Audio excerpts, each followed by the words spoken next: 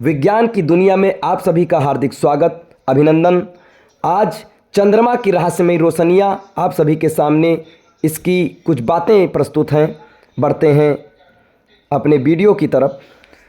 चंद्रमा की रहस्यमयी रोशनियां 300 साल पुरानी एक अनसुलझी खगोलीय पहेली। चंद्रमा को हम अक्सर शांत, निर्जीव और स्थिर मानते हैं, लेकिन पिछले 300 वर्षों में खगोलविदों ने इसके सतह पर ऐसी घटनाएं देखी हैं जिन्होंने विज्ञान को भी उलझन में डाल दिया है। कभी अचानक चमकते प्रकाश, कभी धुंध जैसा सफ़ेद कोहरा, तो कभी सतह पर टिमटिमाती हुई कोई मूविंग लाइट। इन अजीब घटनाओं को वैज्ञानिक भाषा में ट्रांसिएंट ल्यूनर फेनामिना TLP कहा गया है, और ये रहस्य आज तक पूरी तरह सुलझ नहीं सका है। क्या होता है TLP? एक रहस्यमयी चमक जो आती है और गायब हो जाती है। TLP वे घटनाएं हैं जहां चंद्रमा की सतह पर कुछ सेकंड, कुछ मिनट या कभी कभी कुछ घंटों के लिए अचानक चमकदार धुंध, लाल या नीली रोशनी या चलती हुई प्रकाश की किरण दिखाई देती है। रिपोर्टों में इनका विवरण कुछ इस तरह मिलता है: सफ़ेद रोशनी का गोल चमकदार धब्बा, या लाल रंग की चमक जो कुछ सेकंड रही, या धुंध जैसा बादल जो क्रेटर से उठ रहा था, या फिर नीला प्रकाश जो धीरे धीरे आगे बढ़ रहा था। ये घटनाएं उतनी ही तेजी से गायब भी हो जाती हैं।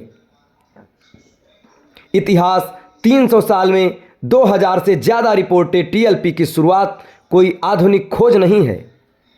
1750 के दशक से लेकर अब तक एस्ट्रोनॉमर्स ने TLP की 2000 प्लस आधिकारिक रिपोर्टें दर्ज की हैं। कुछ रोचक ऐतिहासिक उदाहरण भी हैं।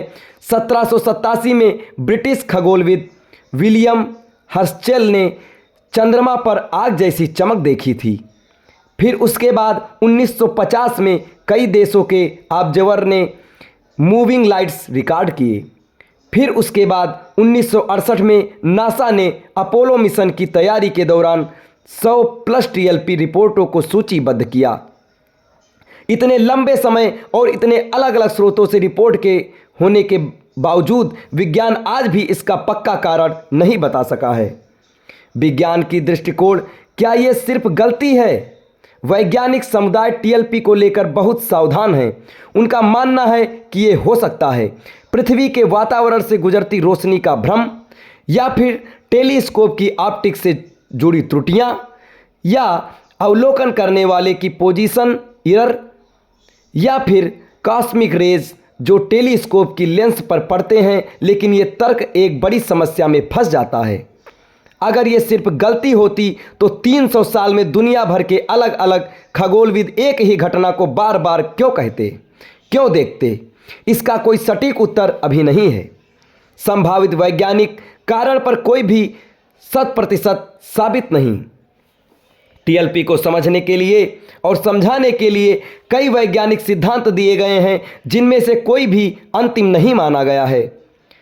पहला कि चंद्रमा के अंदर फंसी गैसों का निकलना। चंद्रमा का अंदरूनी हिस्सा पूरी तरह निष्क्रिय है। मून क्विकेस, जो चंद्र कंपन होता है के कारण कभी कभी सतहों की दरारों जैसे गैस बाहर निकल सकती है, जिससे रोशनी जैसी चमक दिखाई दे सकती है। दूसरा ये कि माइक्रोमीटोराइट इम्पैक्ट, छोटे उल्कापिंड जब चंद्रमा से टकराते हैं तो कुछ पल के लिए चमक पैदा हो सकती है। तीसरा ये कि इलेक्ट्रोस्टैटिक डस्ट ग्लो, चंद्रमा की सतह पर धूल सूर्य के चार्ज से उठ सकती है और प्रकाश परावर्तित कर सकती है।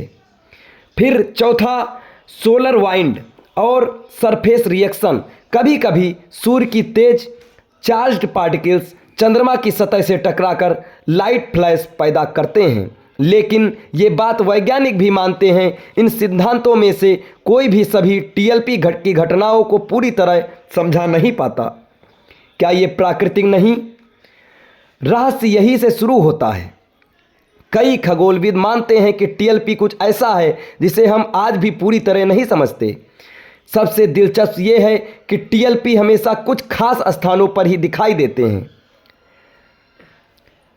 एरिस्ट्रचस क्रेटर, प्लेटो क्रेटर, अल्फोंसस गसेंडी, मेयर क्रिसियम।